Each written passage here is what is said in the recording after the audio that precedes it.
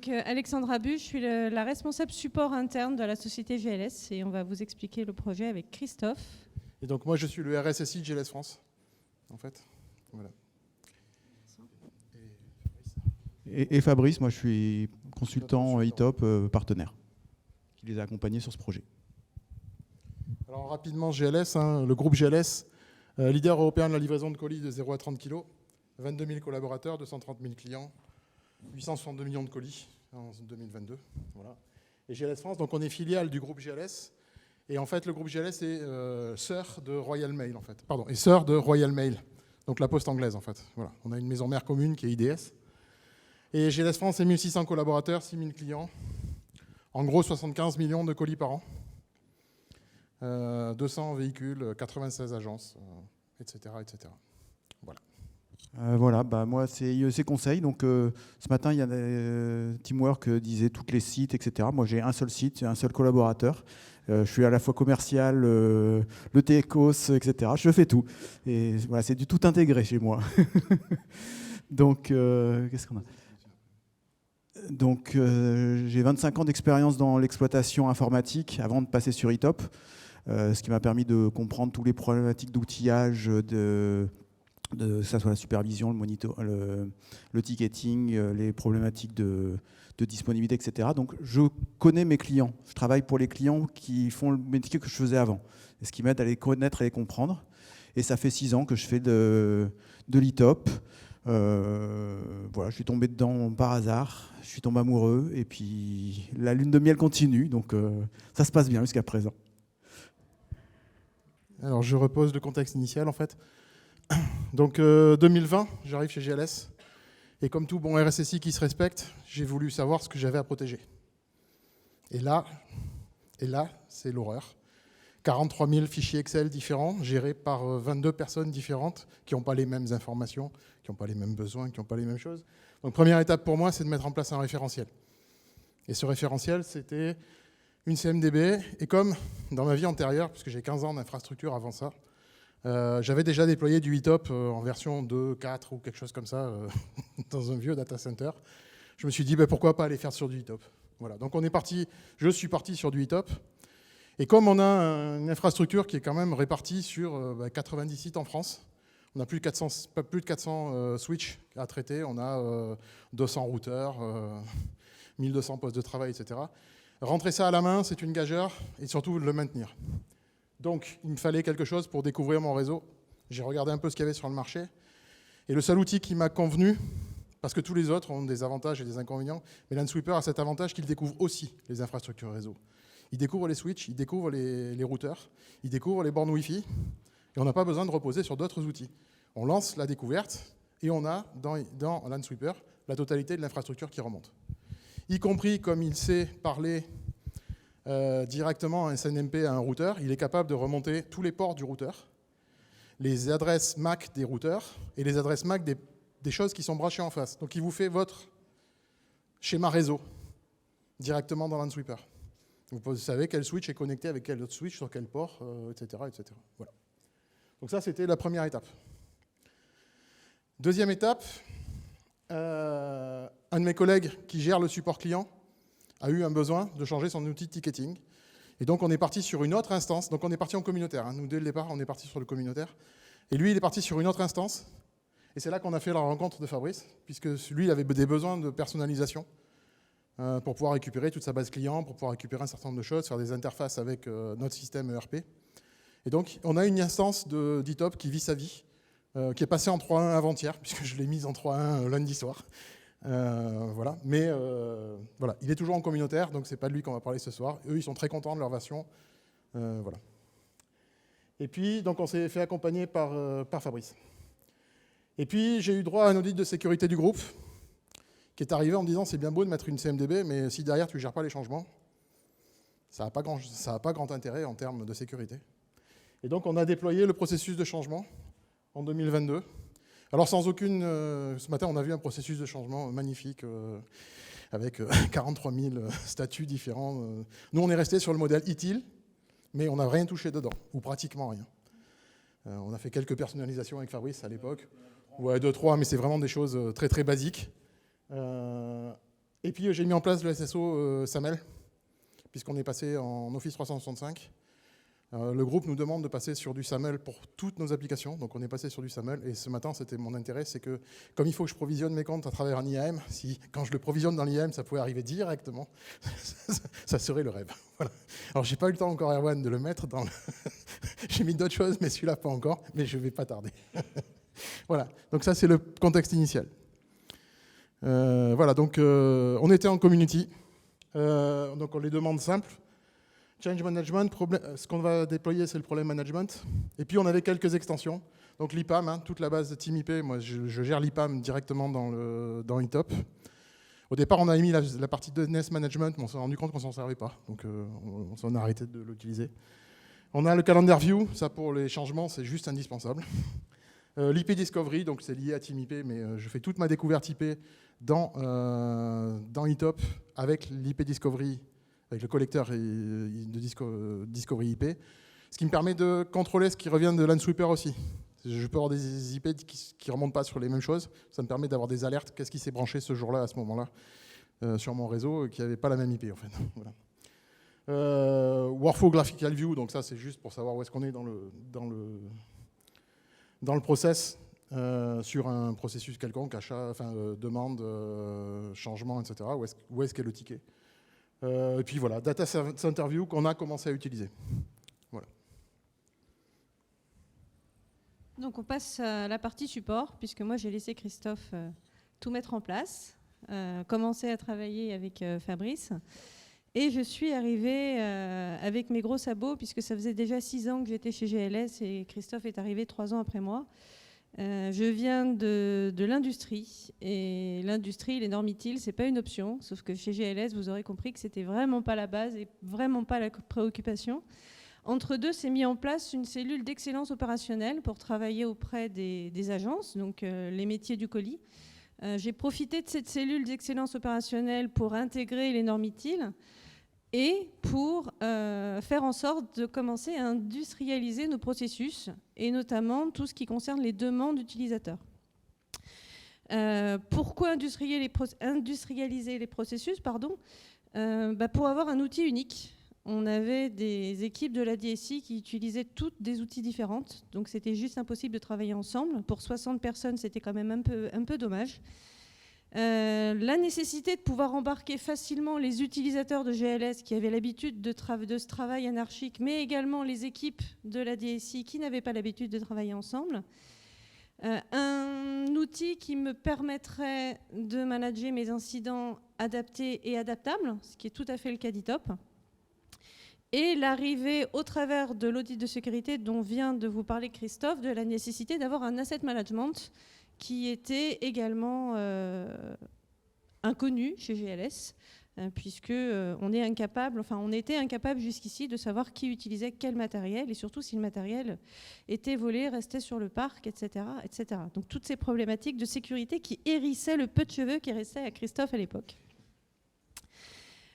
Tous ces nouveaux besoins-là, il s'est avéré qu'ils n'étaient pas couverts par la version Community d'eTop.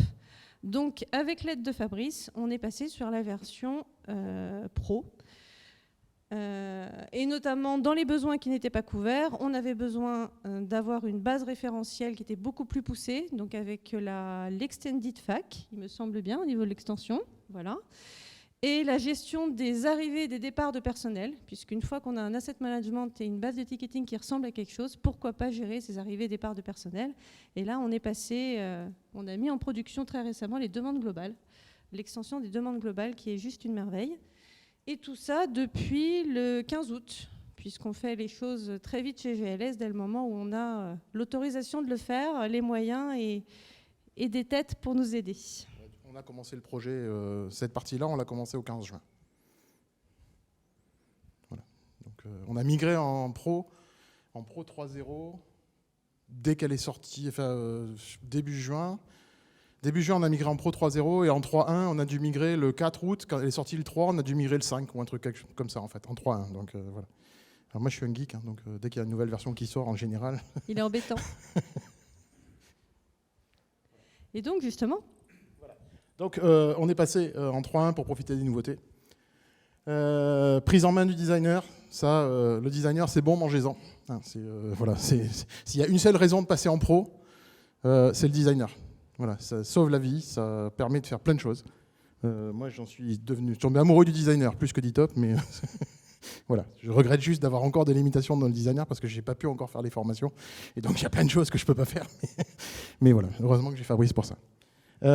Donc, ça a aidé Fabrice à accélérer ses personnalisations. Et puis surtout, on a découvert la réactivité du support. Merci Nicolas. Voilà, et bravo à toute l'équipe support. Mais voilà, Nicolas est mon interlocuteur principal au support. Donc voilà, je voulais le remercier particulièrement. Et donc un exemple de personnalisation, je vais laisser Fabrice vous expliquer tout ce qu'on lui a demandé et comment on l'a embêté. Alors c'est un petit exemple, hein, c'est qu'une petite portion, mais je vous ai choisi quelque chose d'assez visuel. Voilà, c'est l'écran de gestion des demandes utilisateurs. Tout ce qui est encadré, c'est que ce n'est pas standard. Et donc ce qui est en orange, c'est ce qu'on a rajouté dans le modèle de données.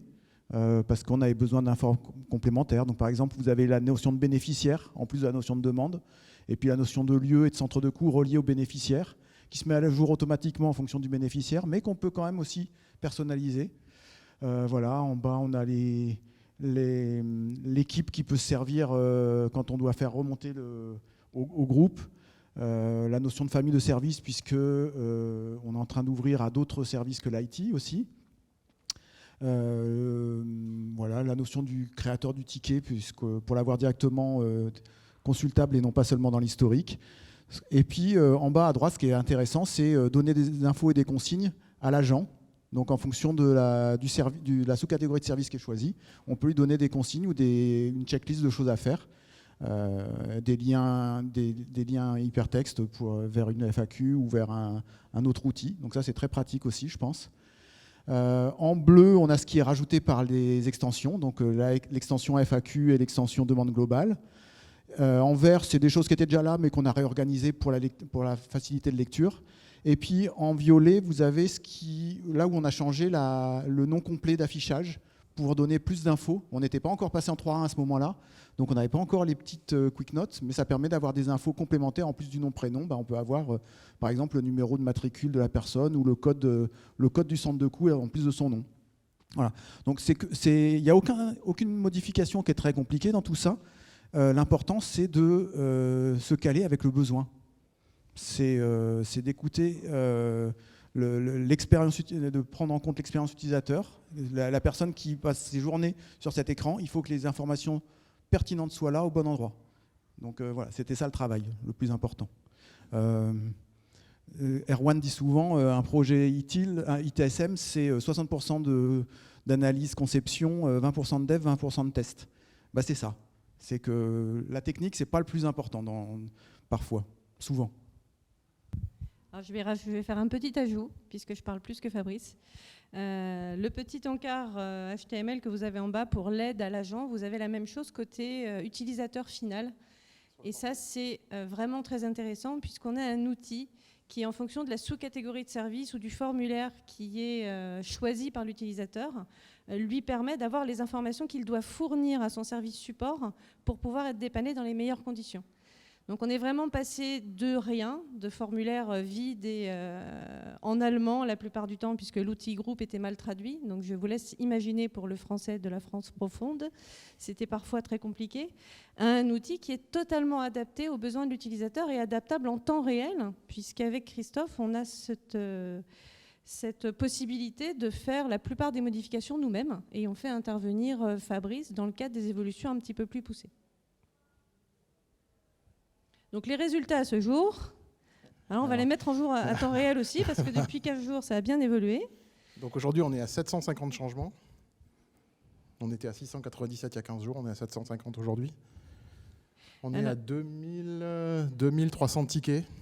Oui, parce qu'on a eu un incident de prod national la semaine dernière, donc ça a fait un petit bond, voilà. Ça, c'est depuis le 15 août, tout ça. Donc, non, les changements, c'est depuis 2 ans, mais les tickets, c'est depuis le 15 août. Au niveau des modifications, c'est plus pour toi. 380 modifications dans le designer. En 2 mois, oui. Voilà. Et on a mangé un projet ITSM en moins de 6 mois pour Donc pour 1200 utilisateurs en moyenne, puisqu'on a aussi beaucoup de populations externes, donc là c'est juste les collaborateurs internes de GLS. Et pour l'instant 60 personnes, donc les 60 collaborateurs de la DSI. Et comme disait Fabrice, on est en train d'intégrer, on va voir ça dans les slides un peu plus loin, mais on est en train de travailler au corps des équipes et des key users en dehors de la DSI pour essayer d'avoir une porte d'entrée globale pour nos utilisateurs finaux. Le résultat de tout ça sur les premiers sondages, puisqu'on a aussi implémenté l'enquête de satisfaction à la clôture des tickets, donc on a déjà des premiers retours utilisateurs en temps réel, une très très bonne adhésion du réseau utilisateur, et pour cause, on fait des visios quasiment tous les 15 jours pour leur demander leur avis et avoir un retour du terrain, et également au travers de la cellule d'excellence opérationnelle qui continue à travailler avec nous en parallèle et en partenariat avec nos agences. Donc on a un outil qui évolue de semaine en semaine en fonction du besoin client, une vraie écoute du besoin et une vraie personnalisation adaptée de semaine en semaine. Donc très simple à utiliser puisque ça correspond aux besoins et à la demande du client et totalement adapté aux besoins de GLS France pour le coup, puisque l'outil groupe nous posait problème à ce moment-là. Et tout ça grâce à mon collègue qui va très très vite, et à Fabrice qui nous fournit les personnalisations les plus adaptées possibles, tout en nous expliquant ce qu'on peut avoir et ce qu'on n'aura jamais, puisqu'il est aussi très clair sur la faisabilité et la partie technique, hein, c'est son métier. Et en fonction des retours de Fabrice, on peut aller très très vite, puisque quand on sait qu'on ne pourra pas aller dans une voie, on en prend une autre, et sur ses conseils, on avance vraiment très vite. Donc le chemin vers le changement, vous avez compris que moi j'ai mis 6 ans quand même avant d'obtenir ça. Bon, on l'a fait en 6 mois certes, mais il y a quand même 6 mois, enfin 5 ans et demi en arrière. Ça a été assez compliqué dès le départ, puisque l'outil groupe n'était pas adapté, et de vendre du rêve sur un nouvel outil alors que celui en place était tout pourri, c'était assez compliqué. Donc d'accompagner déjà les équipes informatiques. Il a fallu vraiment travailler au corps les équipes informatiques, équipe par équipe. Et là, Fabrice nous a aidé également, puisqu'il a permis de nous mettre en place des personnalisations aussi pour les équipes de la DSI. Donc chaque équipe profite également de fonctionnalités qui lui est propre. Par exemple, on notifie, certaines équipes sont notifiées par mail, d'autres sont notifiées par webhook dans Teams, d'autres sont... Voilà, on a adapté la notification, par exemple, sur les nouvelles demandes aux besoins de chaque équipe. On n'a pas dit « vous allez tous être notifiés de la même façon », etc. Non. Moi, par exemple, les incidents de sécurité qui arrivent sont notifiés automatiquement à mon équipe sécurité. Dans Teams, je n'ai pas besoin de les appeler en disant « il faut aller lire les tickets ». Non. Et ils n'attendent pas de recevoir un mail, ils ont automatiquement une alerte dans Teams. Voilà. Donc techniquement, tout ça, c'est pas compliqué. Par contre, c'est totalement adapté aux besoins de chacun. Enfin, un outil unique. Et là, j'ai la direction de GLS France qui nous a baisé les pieds, je pense, la semaine dernière. Pendant notre incident de production, un incident global, toutes nos agences, 60% de nos agences qui n'avaient plus de réseau, je ne dirais pas merci à l'opérateur puisque je vais ne pas faire de fausses publicités ici, mais le fait d'avoir tout le monde dans le même outil, ça nous a permis en temps réel de pouvoir faire travailler toutes les équipes ensemble, et ça, il y a 6 mois, ce n'était pas possible. Et je le répète encore une fois parce que c'est important, une facilité dans la vie des utilisateurs d'avoir un outil totalement adapté à leurs besoins. Alors, je peux parler un peu de mes apports. Donc, moi, mon rôle en tant que consultant, c'est d'accompagner le client dans sa formalisation. Donc, il a une idée, mais de le faire parler, de le faire formaliser, de faire nommer ce qui est de l'implicite pour que ça devienne explicite. Tout ça, c'est important. C'est ce que j'essaye d'apporter à mes clients à chaque fois. Voilà, de sensibiliser sur les interactions avec le SI, etc. Contribuer à sa feuille de route aussi en apportant des retours d'expérience sur d'autres cas clients que j'ai vécu ailleurs pour qu'ils profitent de ces retours d'expérience. Qu'est-ce que j'ai noté ? Voilà, être un référent technique, comme disait Alexandra, pour la connaissance de l'ensemble des potentiels et des fonctionnalités d'e-top et des nombreuses extensions qui existent, pour à chaque fois qu'il y a un besoin qui émerge, pouvoir concevoir la solution qui va être la plus adaptée, qui va être la plus fiable et la plus pérenne aussi, parce que c'est important d'être le garant de la durabilité de ce qu'on fait, que ça soit au niveau technique et que ça soit au niveau fonctionnel, opérationnel. Et puis accompagner dans la montée en compétences. Alors là, j'ai presque besoin de les freiner plutôt que de les accompagner dans ce cas présent. Voilà. Et le regard sur ce projet, c'est un client passionnant, exigeant, parce qu'ils vont très vite, ils ont plein de besoins. Les challenges étaient quand même assez nombreux. Mais par contre, ça a pu se faire grâce à une belle relation de confiance. La confiance, ça ne se décrète pas, ça se construit. Et je les remercie parce que vraiment, ça en a fait quelque chose de chouette. On a un beau partenariat. Et puis bravo pour la conduite du changement, parce que ça semble évident, mais c'est là-dessus que vont échopper beaucoup de projets ITSM. C'est pas tout de concevoir. S'il n'y a pas une conduite du changement avec le terrain, s'il n'y a pas une prise en compte des besoins des utilisateurs, ça reste un outil du management qui ne prend pas. Là, il y a du jardinage qui a été fait au niveau du terrain et les racines ont bien pris. Donc bravo pour ça. On a encore pas mal de choses dans les cartons, donc l'aventure ne fait que commencer. Et on a encore de nouvelles idées qui sont arrivées aujourd'hui, donc c'est pas fini. Et merci à Kombodo, parce que tout ça c'est possible grâce à toute une équipe et des gens qui ont conçu, qui le développent, qui le soutiennent. Voilà, c'est possible que je travaille là-dessus, c'est possible qu'on mette en place ces solutions grâce à Kombodo, donc merci à eux. Quand c'est plus que top, c'est e-top. Donc le futur, on y arrive, puisqu'on va continuer à embêter Fabrice un certain temps, et le support de Kombodo également. Donc finaliser l'asset management, il débute à peine, il débute cette semaine, donc c'est un nouveau bébé. Les demandes globales avec, puisque livrer un PC, c'est quand même plus facile de savoir si on en a un ou pas. On va ajouter le process de problème management qui est indispensable dans une DSI mais qui n'existait pas non plus.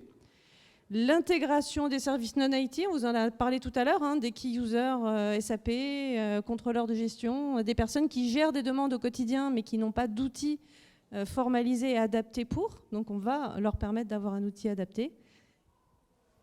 L'interconnexion avec l'outil d'IAM, donc ça c'est la prochaine étape. La finalisation de l'automatisation de la découverte CMDB. Jusqu'à maintenant, LANSweeper nous obligeait à générer des fichiers CSV et à les importer à la main. Mais depuis qu'ils ont mis en place une API sur le web, une API ouverte, on peut se connecter directement et télécharger automatiquement les rapports. Donc on est en train de créer une interface avec Talend pour récupérer directement les rapports et les intégrer directement dans les tables de synchro, sans passer par des synchros CSV et des choses comme ça. Donc ça, c'est la prochaine étape. L'amélioration du modèle CMDB, malheureusement, il manque des choses dans ce modèle CMDB, les API, les conteneurs, des choses comme ça. Je pense que c'est des choses qu'il ne faut pas oublier. Il va faire ses courses. Erwan, je fais mes courses. L'interconnexion avec la solution de monitoring, on est en train de refondre notre solution de monitoring. Alors on a vu, j'ai discuté tout à l'heure avec Christophe, parce qu'en parallèle de nous, il faisait une présentation sur Ansible, sur e-top et Ansible qui m'intéressait, donc je suis allé discuter avec lui avant. Et on va essayer d'avoir e-top comme source de vérité unique pour toutes nos solutions en interne, que ce soit Ansible, que ce soit le monitoring. Donc ça, c'est la prochaine étape. Et enfin, moi, en tant qu'RSSI, j'ai besoin d'un outil pour gérer mes risques. Et pourquoi ne pas intégrer ma gestion de risque directement dans l'outil qui est fait pour ça, qui est la CMDB? Puisque déjà, on a décrit tous nos processus, on a décrit toutes nos applications. Aujourd'hui, on décrit notre infra. Il ne me reste que la gestion de risque à rajouter là-dessus. Avec NIS V2 qui arrive l'année prochaine, je ne sais pas si vous êtes concernés ou pas par NIS V2, mais nous, on rentre en plein dans la nouvelle directive NIS. Il va falloir qu'on ait une gestion de risque, qu'on prouve qu'on a une gestion de risque. Et pourquoi ne pas la mettre directement dans e-top?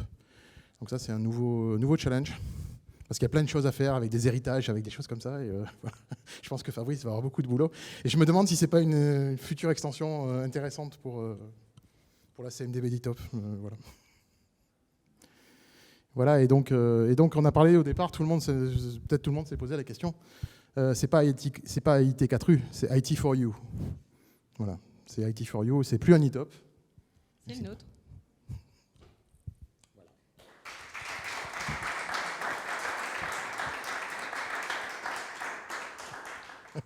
C'est quoi votre solution de monitoring? On s'oriente sur Zabbix. D'accord, voilà. ok.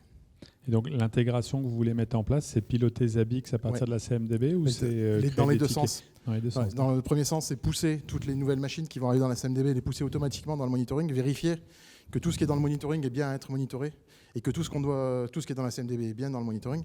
Et puis les levées d'alerte. On va essayer de monter justement toutes les alertes qui vont remonter du monitoring pour créer automatiquement des tickets. Voilà.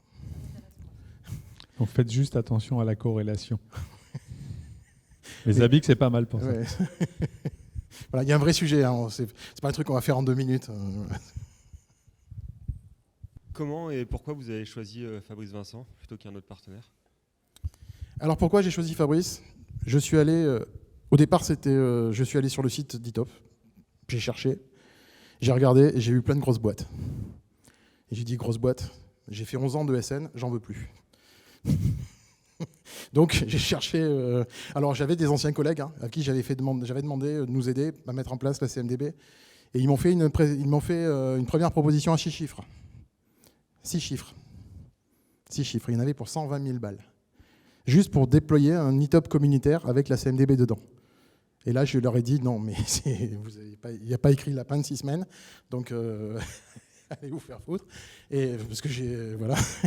Et donc derrière, je suis allé sur le site d'ITOP, j'ai cherché et j'ai trouvé Fabrice. C'était le premier de la liste, donc voilà. Qui n'était pas une société et qui était indépendant. Donc voilà, pour moi, c'était.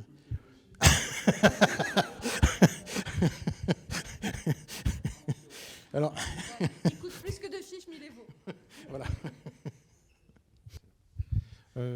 Je ne sais pas si vous avez une interface uniquement en français ou dans d'autres langues. Français. En français, Oui. d'accord. Parce que comme j'ai vu que vous avez fait beaucoup de personnalisation, Oui. Notamment avec le service catalogue et puis les procédures qui sont un peu orientées à genre. Donc je me posais la question comment après gérer ça, parce que s'il faut le traduire dans 12 langues différentes. Non, aujourd'hui, il est spécifique pour la France. D'accord. Le groupe a un outil d'un concurrent, un truc qu'on ne veut plus utiliser, donc on a décidé, nous, pour la France, de sortir de l'outil.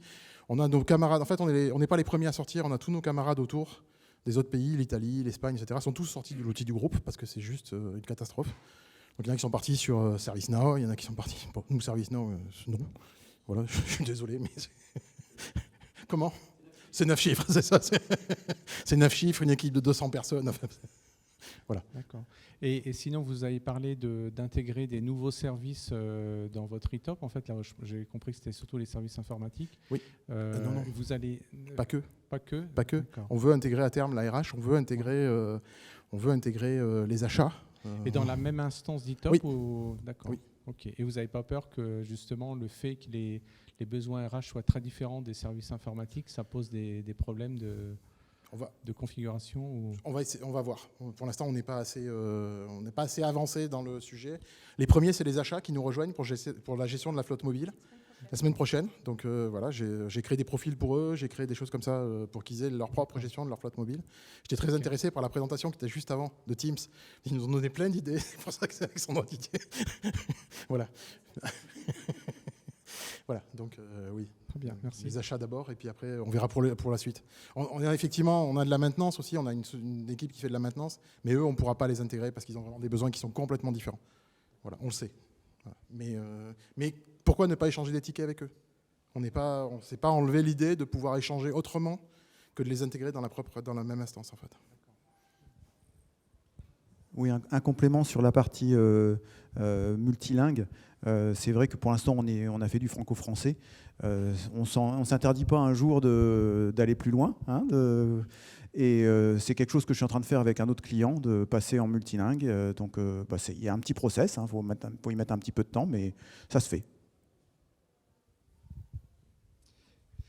J'avais une question, justement, on parle aussi éventuellement segmenter des ITOP différents. Vous parliez de gestion des risques, on peut parler de gestion de vulnes, etc. Alors c'est là où c'est souvent le gros intérêt d'ITOP pour du support, c'est de partager des choses. Le gros risque, sensibilité de données, tout ce qui est vulnérabilité risque, c'est des choses qu'on garde souvent très très près d'un monde qu'on compte avec des individus sur le doigt d'une main. Donc vous pensez une intégration entre les deux outils quand même ? Oui. Ou deux outils d'ailleurs, certainement. J'ai prévu de l'intégrer dans le même outil, simplement en gérant des droits différents sur quels sont les champs auxquels ils auront droit ou pas de droit, de voir, d'accéder ou pas. D'accord, parce qu'une CMDB, c'est aussi un asset précieux pour un attaquant. Allez, on est d'accord. Alors si en plus ça contient des risques ou des villes, Je suis d'accord. c'est les clés de la maison. C'est les clés de la maison, on est d'accord. Mais voilà, donc aujourd'hui, il n'est pas exposé, il est en interne uniquement. Voilà. Ouais, jusqu'à une attaque. Jusqu'à une attaque, mais qui va nous arriver un jour ou l'autre. Hein. Voilà. Pour ceux qui savent, il y a deux types de RSSI. Hein. Ceux qui sont déjà fait trouer et ceux qui vont se faire trouer. Mais je suis encore dans la deuxième catégorie. Je ne sais pas jusqu'à quand. Mais la question se pose vraiment. Containeriser ça, peut-être. Voilà. C'est quelque chose que je réfléchis. Aujourd'hui, je gère mes risques dans un fichier Excel et ça devient, avec plus de 100 applications, ça devient très compliqué. Moi j'ai une question aussi. Je voudrais savoir si vous avez changé le cycle de vie en fait. Non. Vous avez conservé le cycle de vie qui était d'origine. On a fait une seule modification au niveau du cycle de vie, c'est qu'on a fait des attentes différenciées. Au lieu d'avoir un seul type d'attente, on a attente interne, attente fournisseur, attente demandeur. Bon, un classique. Et rapidement, j'ai vu que vous avez aussi géré en fait les arrivées et départs dans eTop. Vous pouvez nous en dire plus? Alors c'est l'extension de demande globale. C'est en gros un formulaire qui en déclenche plusieurs. Donc on crée les formulaires pour tous nos besoins qu'on peut utiliser de façon unitaire. Et dans le cadre d'une arrivée de personnel, on va aller cocher tous les formulaires des demandes qui sont utiles pour l'arrivée de personnel. C'est totalement personnalisable. Et c'est une demande globale et des formulaires qu'on crée de façon unitaire. C'est hyper simple à mettre en place. On a dû le mettre en place en 48 heures. Et c'est déjà en prod. Pareil pour les départs de personnel. Et j'ai rien fait. Donc c'est dans eTop en fait. C'est pas un outil tiers. C'est une extension demande globale. On peut les applaudir. Merci à Christophe, Alexandra, Fabrice.